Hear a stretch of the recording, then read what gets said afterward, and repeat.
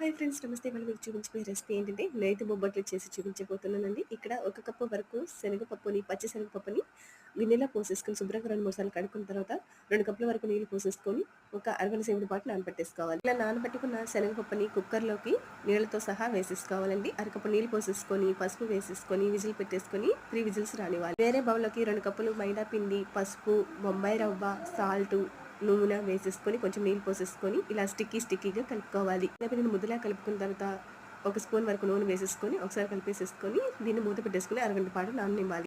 ఇక్కడ శనగపప్పు అయితే ఉడికిపోయింది కదా, దీన్ని ఈ విధంగా స్మాషర్తో స్మాష్ చేసేసుకోవాలి. దాన్ని పక్కన పెట్టేసుకొని ఒక బౌల్లోకి 1 కప్పు వరకు బెల్లం, 1/2 కప్పు వరకు నీళ్ళు పోసేసుకొని ఈ బెల్లాన్ని జిగురు పాకం వచ్చేంత వరకు పాకాన్ని పట్టుకోవాలి. దీంట్లోకి యాలక్కాయల పొడి వేసేసుకున్న తర్వాత దీంట్లోకి మనం ఉడికించుకున్న శనగపప్పును కూడా వేసేసుకుని దగ్గర అయ్యేంత వరకు ఉడికించుకోవాలి. ఇలా దగ్గర అయిన తర్వాత ఈ పూర్ణం అనేది నెయ్యి 1 స్పూన్ వరకు వేసేసుకుని ఒకసారి కలిపేసేసుకొని స్టవ్ ఆఫ్ చేసేసుకుని దీన్ని పూర్తిగా చల్లారనివ్వాలండి. చల్లారిన పూర్ణాన్ని చేతికి నెయ్యి రాసేసుకుని ఉండలా చేసేసుకోవాలి. నానబెట్టుకున్న మైదా పిండి ఉంది కదా, ఆ మైదా పిండిని కొంచెంగా పిండి తీసేసుకొని పూర్ణాన్ని మధ్యలో పెట్టేసుకుని సైడ్స్ అన్ని క్లోజ్ చేసేసుకొని అరటాకు మీద పలుచగా ఒత్తుకోవాలి బొబ్బట్లాగా. ఇలా చేసుకున్న బొబ్బటిని పెనం మీద వేసేసుకొని 2 వైపులా తిప్పుకుంటూ 2 స్పూన్ల చొప్పున నెయ్యి వేసేసుకొని దోరగా కాల్చుకోవాలి. ఇప్పుడు ఈ బొబ్బట్లని నెయ్యి వేసుకుని కాల్చుకున్న తర్వాత లైట్ గోల్డెన్ కలర్ వచ్చిన తర్వాత వీటిని ఒక ప్లేట్లోకి అయితే తీసేసుకోవాలి. తినండి, నేతి బొబ్బట్లు రెడీ అయిపోయాయి. మీరు కావాలంటే ఈ బొబ్బట్ల మీద నెయ్యి రాసుకొని కూడా తినచ్చు, చాలా బాగుంటాయండి.